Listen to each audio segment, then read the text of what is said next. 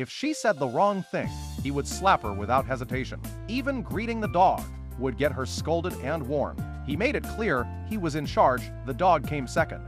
Faced with these unfair rules and her low status, she didn't resist. Instead, she felt oddly at peace, because to her, he was still the kindest person she had ever met. She was born with microtia and arthritis, walked with a limp, and wasn't very bright. After losing her parents young, her brother took everything, leaving her with nothing. She had no choice but to live with her aunt. One day at the grocery store, she overheard a man looking for a housemaid. He was desperate enough to put up flyers, so when no one was looking, she quietly tore one down. That afternoon, she dressed in her best outfit, even put on high heels, despite her bad leg.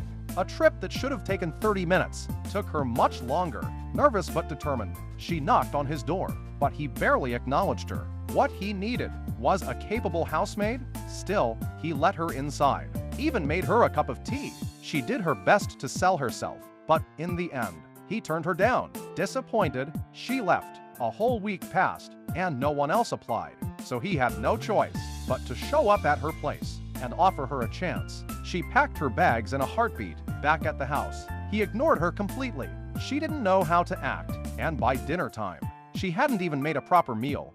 Frustrated, he kicked her out. But once the house was quiet, guilt crept in. The next morning, he woke up, walked downstairs, and found her scrubbing the floor. The smell of breakfast filled the air. Without a word, he let her stay, then stepped outside to start another day's work.